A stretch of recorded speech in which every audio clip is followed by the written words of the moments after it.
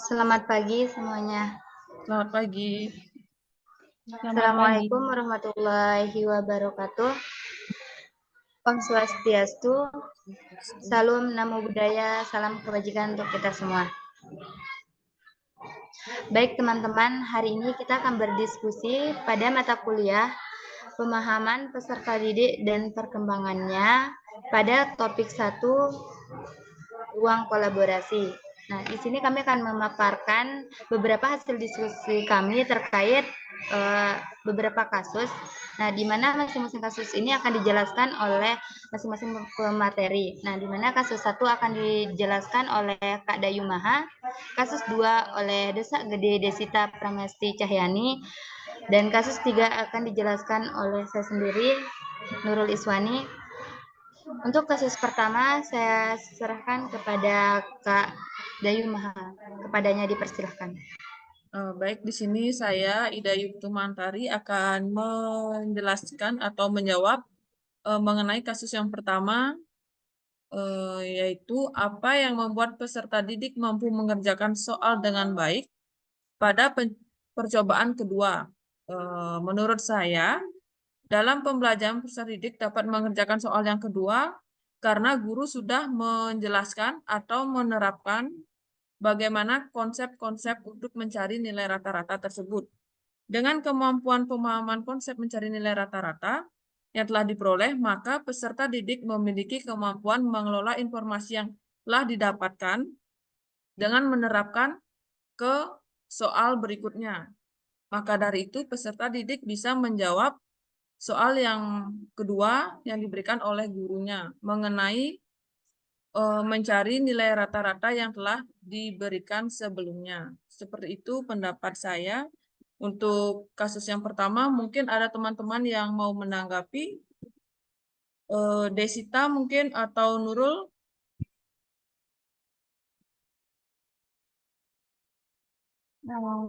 Maaf Pak, saya di sini mau menambahkan sedikit.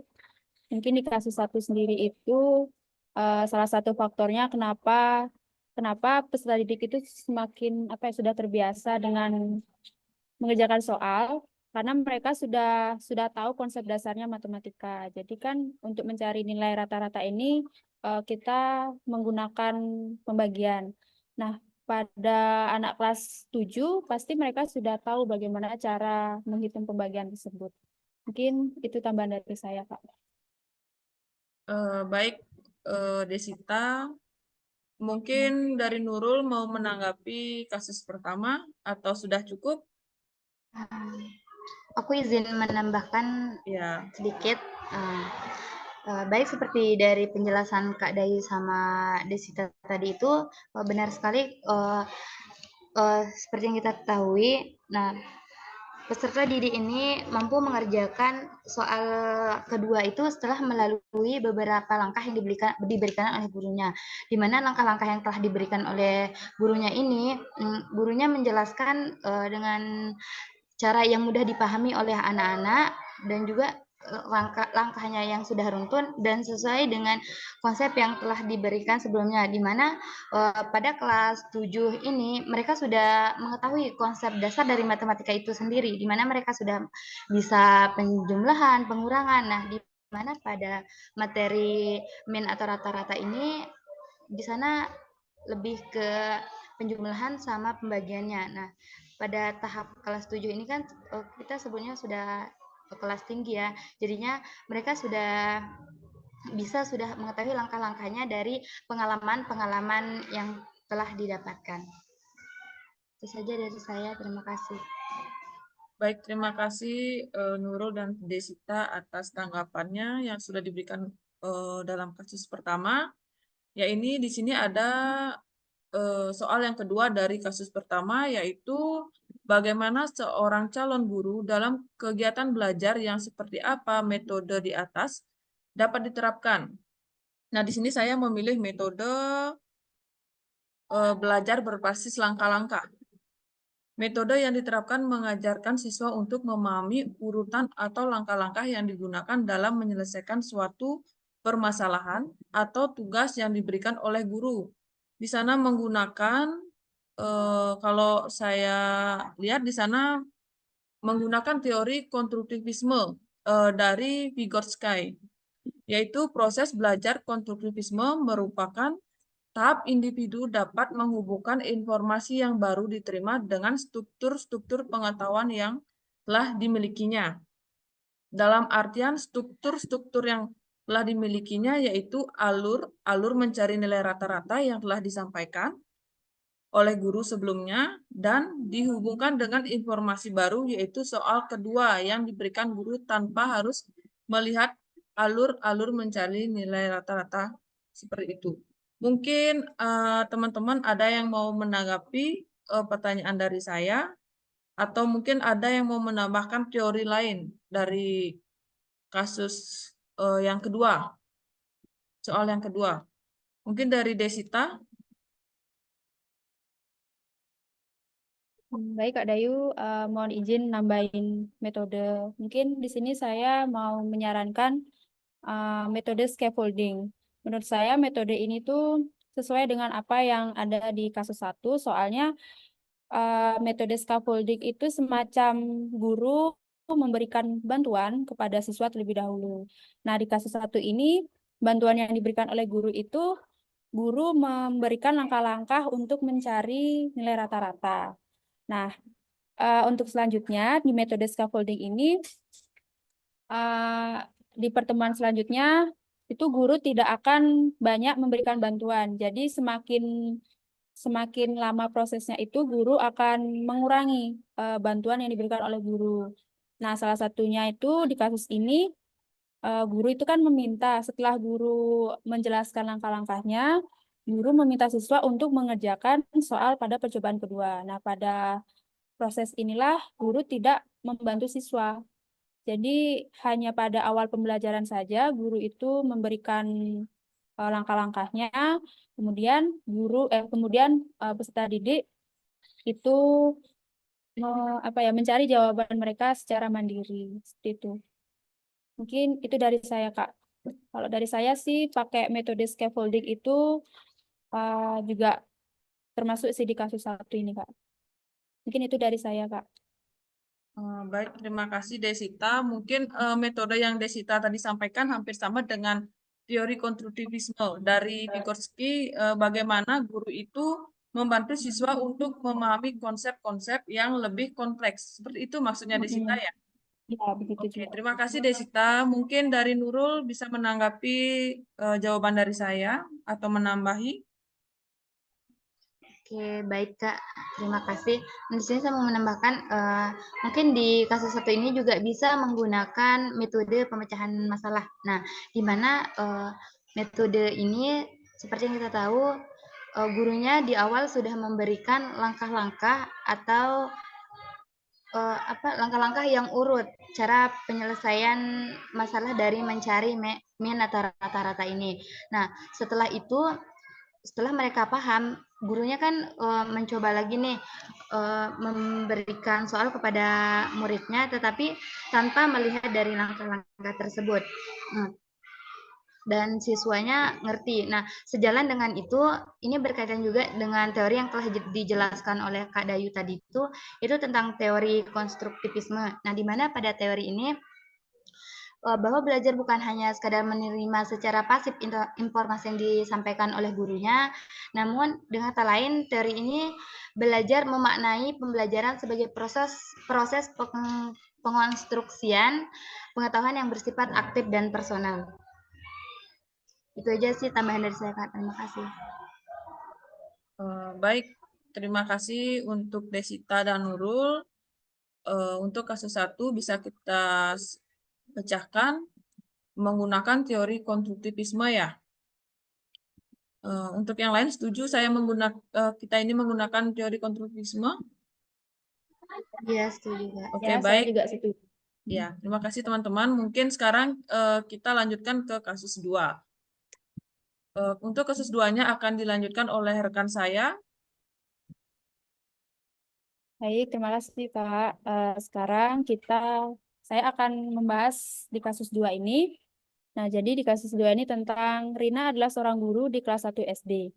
Sebagian besar peserta didiknya belum bisa berhitung dengan lancar. Nah, Rina sedang memikirkan cara yang sesuai untuk membantu setiap peserta didik menyelesaikan tantangan belajarnya. Pertanyaan pertama, itu apa yang dapat Rina lakukan untuk membantu peserta didiknya sesuai dengan tahapan perkembangan usia. Nah, di sini saya ingin membahas di pertanyaan pertama. Jadi kita ketahui bersama kalau di kelas 1 SD itu anak-anak berusia rata-rata 6, 7 atau 8. Nah, pada rentang umur tersebut, itu peserta didik memang sudah memahami, sudah tahu konsep dasar seperti menghitung, membaca, menulis, dan sebagainya. Tapi mereka masih belum bisa memikirkan ide tersebut secara terorganisir. Nah, pada kasus 1 ini, yang dihadapi oleh Rina itu karena masih belum bisa berhitung dengan lancar. Nah, jadi cara yang bisa Rina lakukan itu salah satunya adalah dengan menggunakan media secara visual. Karena pada umur tersebut, anak-anak itu lebih mudah memahami informasi dari apa yang mereka lihat dari bentuk nyata atau bentuk konkret. Nah, salah satunya itu kalau dari saya bisa menggunakan media flashcard. Nah, jadi flashcard ini tuh berisikan kartu, di mana kartu ini ada gambar, ada tulisan 1, 2, 3, dan seterusnya.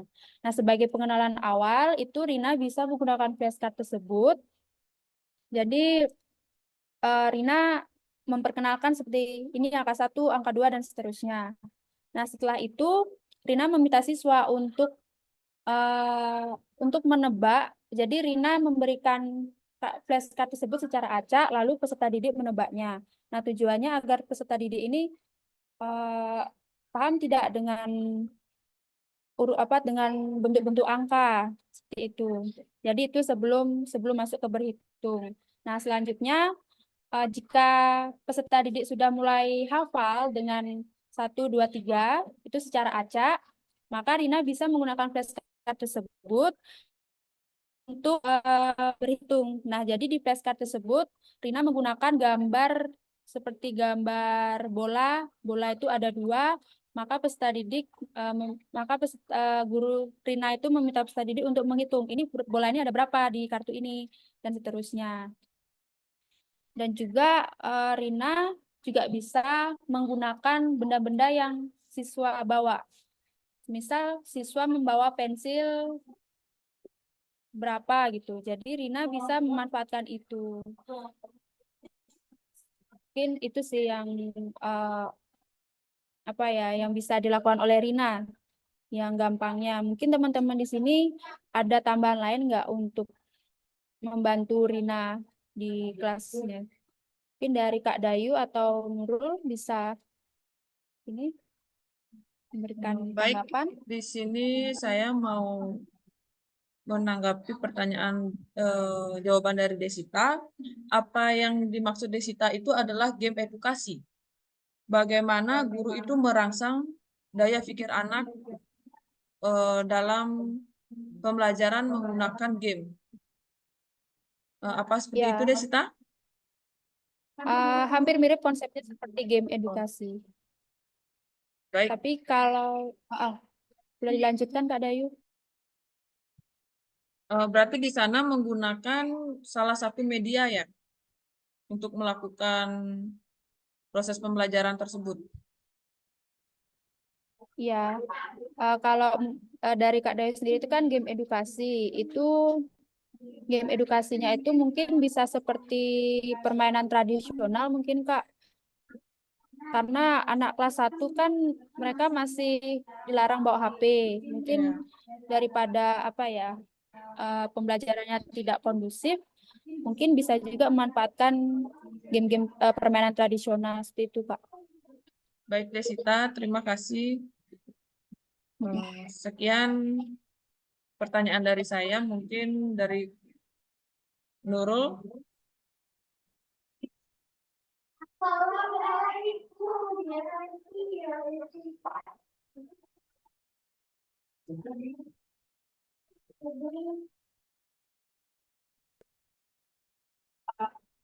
Mana dengan tanggapan dari Nurul, apa ada ini tambahan lagi dari kasus 2 mungkin? Oke, baik. Desita, terima kasih atas waktunya.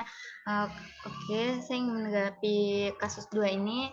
Nah, seperti yang dijelaskan oleh teman-teman tadi, ini kan masih dalam anak-anaknya masih dalam masa peralihan ya, pada umur peralihan, di mana pada tahap ini disebut dengan tahap praoperasional konkret, di mana karena umur mereka masih di antara 7 sampai 12 tahun kan. Nah, di mana anak-anak di usia ini butuh sekali pendampingan dari orang tua atau orang dewasa seperti gurunya. Nah, di mana pada saat belajar anak-anak masih butuh apa namanya kayak permainan edukasi seperti yang telah dijelaskan oleh saudari Desita tadi itu. Nah, di mana pada masa ini kita selain selain hanya menjelaskan tentang teorinya saja, kita harus menjelaskan secara konkret atau secara nyata apa yang ada di lingkungan sekitar mereka. Nah, seperti pada perhitungan matematika ini, anak-anak akan lebih mudah memahaminya jika kita menjelaskannya seperti ya, mereka butuh kayak simbol-simbol, menggunakan permainan seperti simbol atau gambar. Nah, itu sih dari saya. Ya, baik. Terima kasih Nurul. Jadi di pertanyaan 1 ini kita lebih menggunakan permainan sambil belajar gitu ya, belajar sambil bermain gitu. Karena anak kelas 1 SD itu kan pasti sangat mudah bosan dan mereka tuh harus gerak setidaknya daripada hanya duduk mendengarkan guru menjelaskan seperti itu. Dan juga untuk kasus belum bisa berhitung ini memang lebih baiknya kita memberikan itu tadi eh, pembelajaran berbasis game karena mereka akan lebih bisa mengolah informasi itu berdasarkan apa yang mereka lihat, lalu apa yang mereka dengar seperti itu. Baik, saya lanjutkan untuk yang ke pertanyaan kedua. Nah, ini adalah teori yang berkaitan dengan kasus kedua ini. Nah, kalau dari saya sendiri itu teori dari Sapiase yang menjelaskan bahwa rentang umur 7 sampai 12 itu termasuk pada tahap praoperasional konkret. Nah, pada tahap ini itu anak-anak cenderung mengolah informasi melalui benda-benda nyata. Oleh karena itu, pada tahap ini kita lebih baik menggunakan simbol atau menggunakan media secara visual biar peserta didik itu tadi bisa mengolah informasi dengan baik gitu. Dan juga pada tahap ini tuh memang mereka sudah menunjukkan aktivitas kognitifnya, tapi mereka tuh masih belum bisa untuk berpikir secara logis bagaimana untuk eh, memahami materi secara seperti berhitung seperti itu. Nah, itu sih dari teori yang saya paparkan. Mungkin dari teman-teman lain ada yang ingin menambahkan tentang teori di kasus 2 ini dari Kak Dayu atau Nurul. Dari saya sudah tidak ada tanggapan lagi.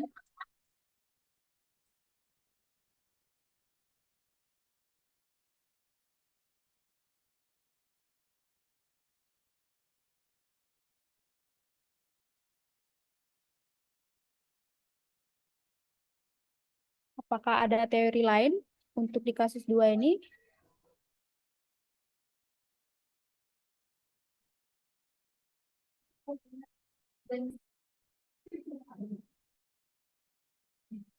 Nah, baik teman-teman, untuk di kasus 2 ini mungkin saya ambil kesimpulan ya. Jadi di kasus 2 ini untuk menghadapi peserta didik yang belum bisa berhitung itu bisa dengan menggunakan pembelajaran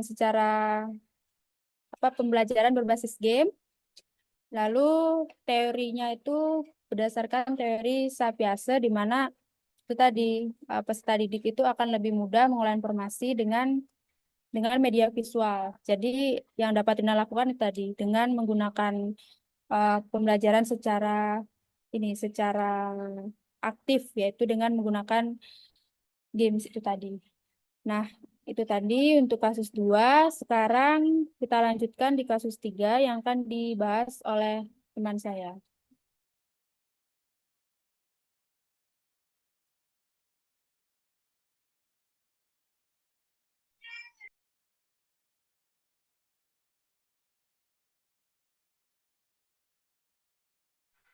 Oke, baik teman-teman, di sini saya akan menjelaskan terkait kasus 3 ini, di mana pada kasus 3 ini, Made adalah seorang guru yang mengajar di salah satu sekolah negeri di wilayah Bali.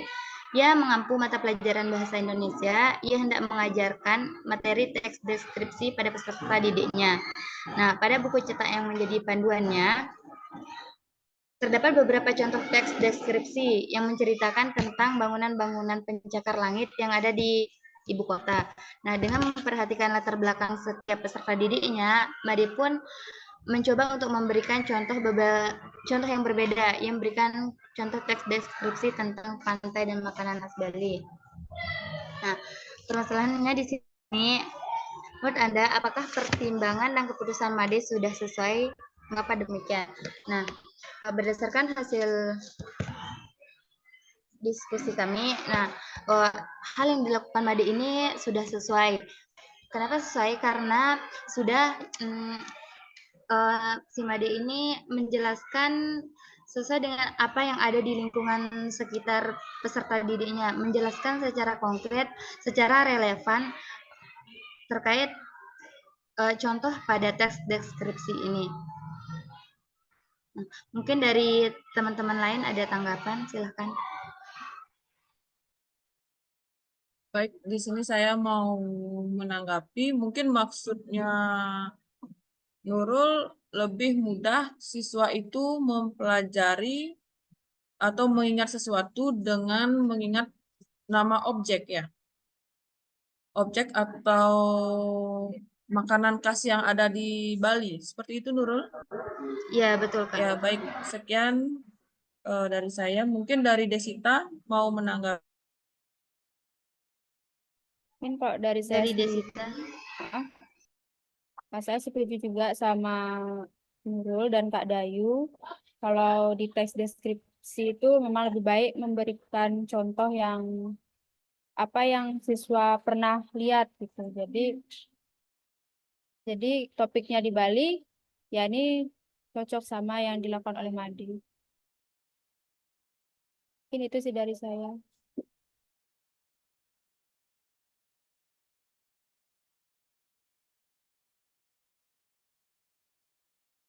Oke, baik teman-teman.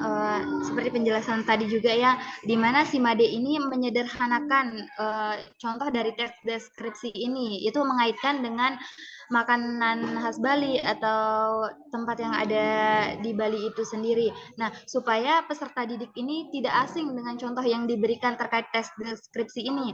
Nah, seperti contoh di awal tadi itu, jika kita mengaitkannya dengan contoh teks deskripsi itu dengan bangunan mencakar, nah di sini kan belum ada, anak-anak itu belum ada gambaran terkait gimana sih bangunan mencakar itu, mereka jadi bingung, jadi mereka menebak-nebak. Nah, jadinya si Made ini memberikan penjelasan yang tidak rumit, yang sederhana dan masuk di logika anak-anak itu.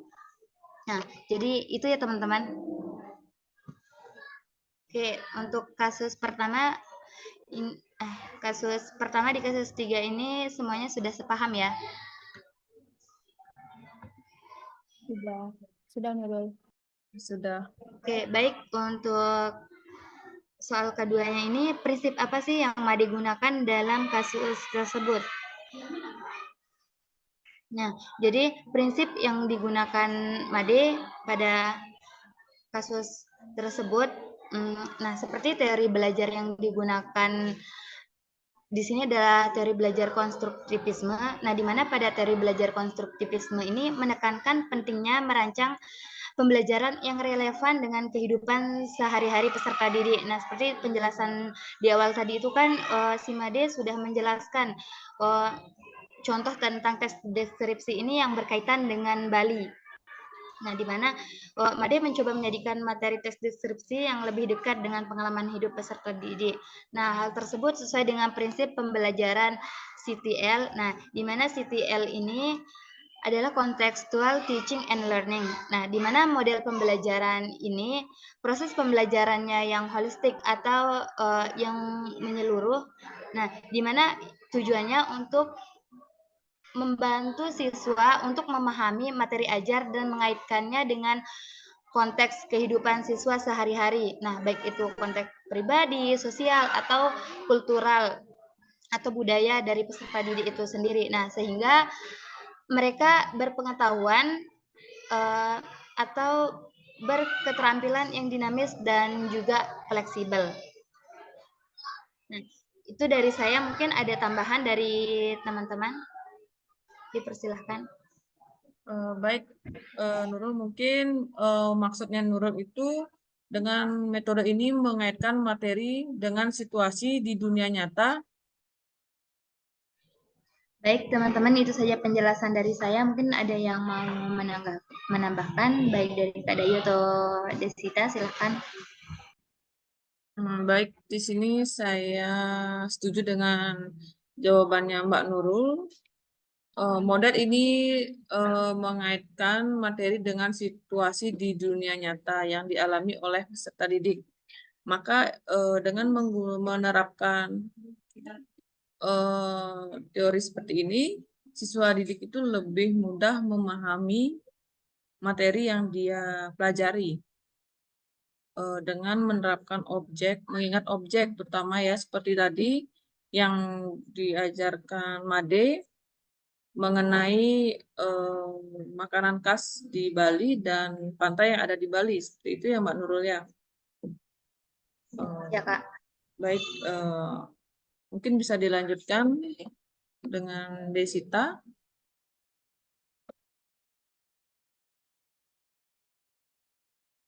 Izin menambahkan untuk ini di kasus 3.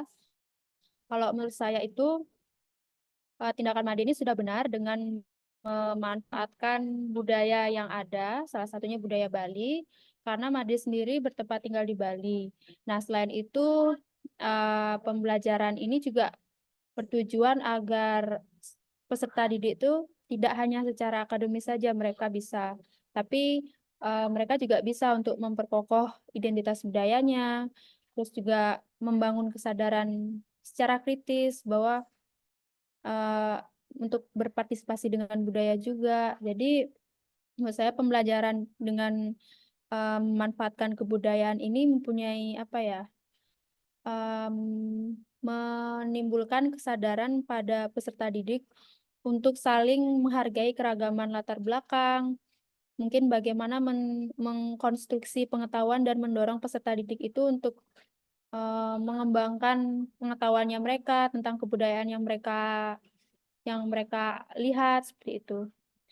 Dan juga apa ya, pembelajaran dengan budaya ini menurut saya juga tidak hanya untuk peserta didik saja, tetapi bagi guru pun ini sangat bermanfaat agar nantinya kita memberikan contoh kepada peserta didik untuk selalu itu tadi selalu sadar dengan budaya yang ada di sekitar kita. Mungkin itu sih pendapat dari saya. Oke, baik teman-teman. Terima kasih atas tanggapan atau tambahannya. Berarti kita sudah sepaham untuk soal kedua ini ya, untuk kasus 3 ini. Nah, di mana kesimpulannya prinsip yang kita gunakan itu CTL, yaitu contextual teaching and learning. Nah, di mana pembelajarannya ini mengaitkan dengan kehidupan sehari-hari atau budaya yang ada di lingkungan Made dan peserta didik ini berada. Beliau menyederhanakan dengan sesuatu atau hal yang tidak asing bagi peserta didik maupun untuk gurunya itu sendiri. Nah, sekian itu aja dari saya terkait kasus 3 ini. Oke, baik teman-teman, itu saja penjelasan dari kasus 1 sampai kasus 3. Ada tambahan lagi atau cukup? Mungkin dari saya udah cukup juga. Dari saya juga sudah cukup. Oke, baik. Terima kasih teman-teman atas waktu diskusinya pada siang hari ini. Semoga apa yang telah kita pelajari hari ini bermanfaat untuk kita semua.